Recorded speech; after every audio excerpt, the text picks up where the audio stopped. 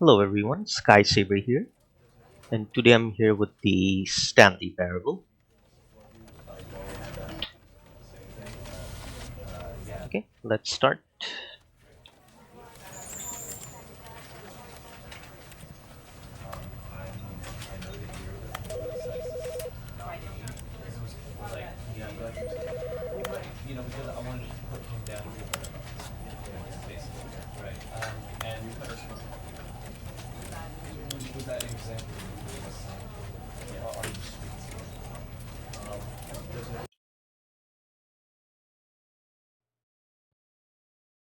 This is the story of a man named Stanley. Stanley worked for a company in a big building where he was employee number 427. Employee number 427's job was simple.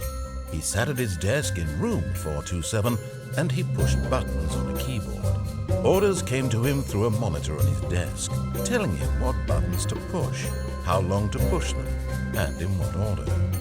This is what employee 427 did every day, of every month, of every year. No weekends off. Might have considered it soul-lifting, Stanley relished every moment that the orders came in, as though he had been made exactly for this job.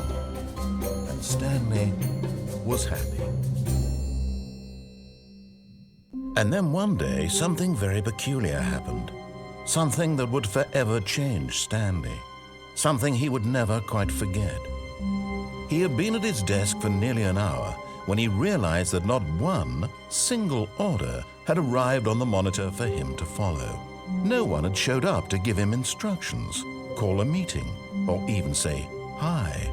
Never in all his years at the company had this happened, this complete isolation.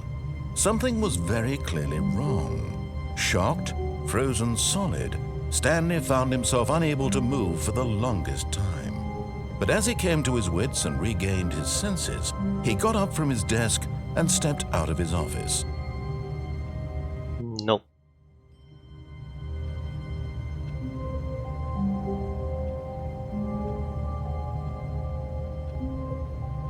Okay, I guess I can.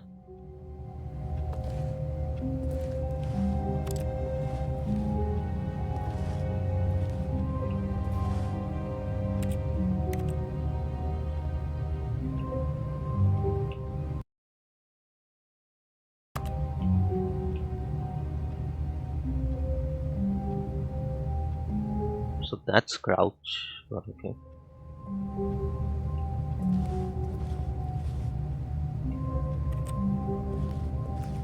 Doesn't seem like I can interact with anything.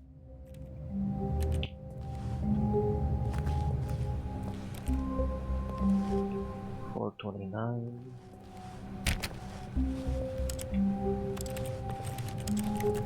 All of his co-workers were gone. What could it mean?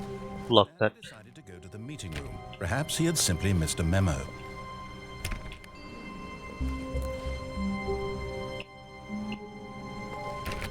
No maps either. No matter how hard Stanley looked, he couldn't find a trace of his co-workers.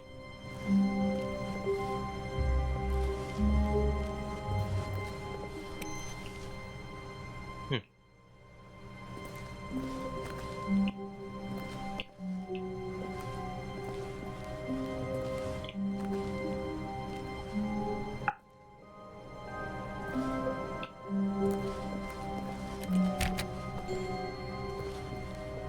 Stanley went around touching every little thing in the office, but it didn't make a single difference, nor did it advance the story in any way. Shut up.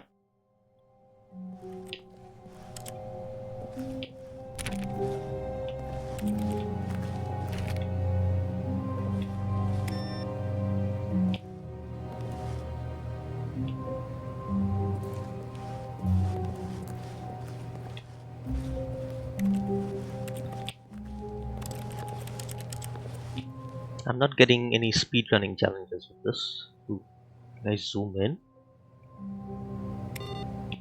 Nope, I cannot.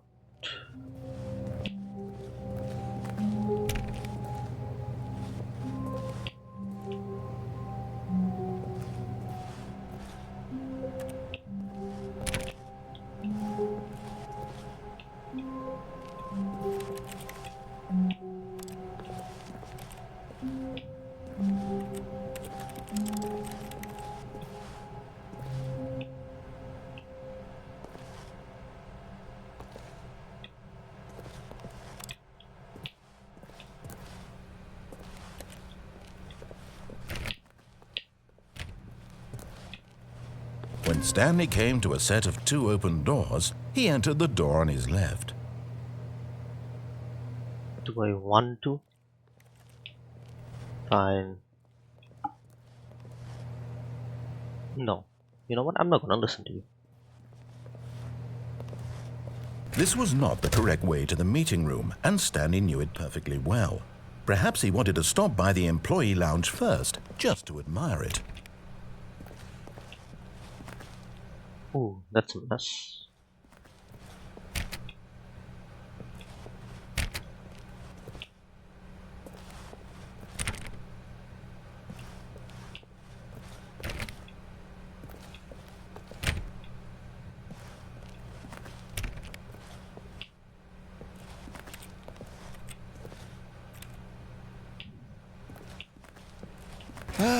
Yes, truly a room worth admiring. It had really been worth the detour after all, just to spend a few moments here in this immaculate, beautifully constructed room. Stanley simply stood here, drinking it all in.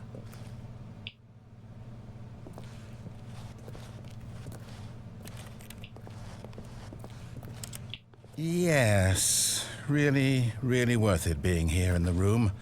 A room so utterly captivating that even though all your co-workers have mysteriously vanished, here you sit looking at these chairs and some paintings.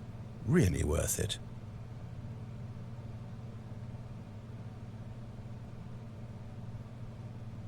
At this point, Stanley's obsession with this room bordered on creepy and reflected poorly on his overall personality. It's possible that this is why everyone left. Lies. But at last, he'd had enough of the amazing room and took the first open door on his left to get back to business. No.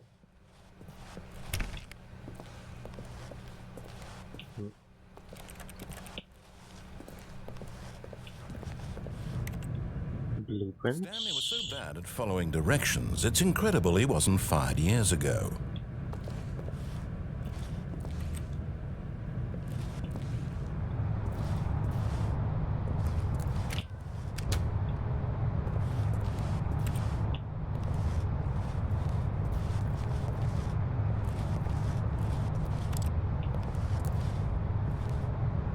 Do not jump.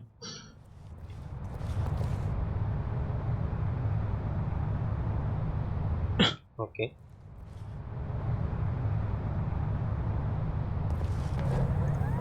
Look, Stanley, I think perhaps we've gotten off on the wrong foot here. I'm not your enemy, really, I'm not.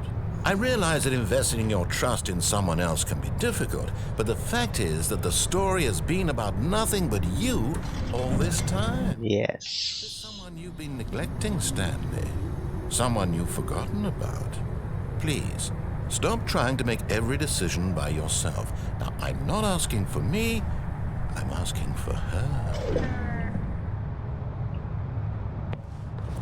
This is it, Stanley.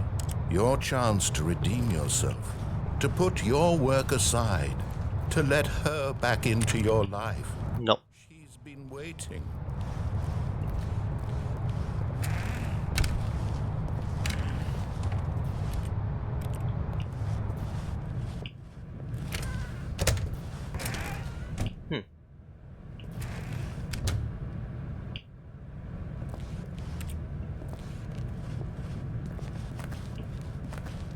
Dark room.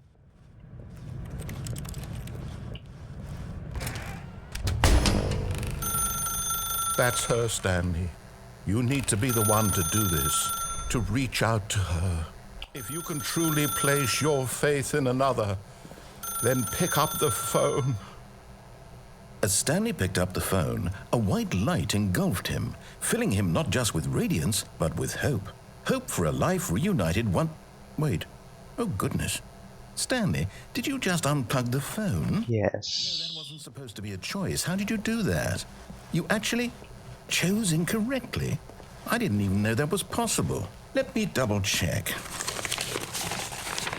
No, it's definitely here, clear as day. Stanley picks up the phone.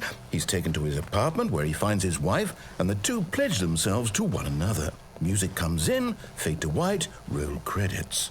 Not picking up the phone is actually somehow an incorrect course of action. How is that even possible? None of these decisions were supposed to mean anything. I don't understand. How on earth are you making meaningful choices? What did you... Wait a second. Did I just see... No, that's not possible. I can't believe it. How had I not noticed it sooner? You're not Stanley. You're a real person. Haha. I can't believe I was so mistaken. This is why you've been able to make correct and incorrect choices. And to think I've been letting you run around in this game for so long. If you'd made any more wrong choices, you might have negated it entirely. It's as though you completely ignored even the most basic safety protocol for real-world decision-making. Or did you not grasp the severity of the situation? Well, I won't have that kind of risk on my watch. I'm going to stop the game for a moment so we can educate you properly on safe decision-making in the real world. No. Please observe this helpful instructional video.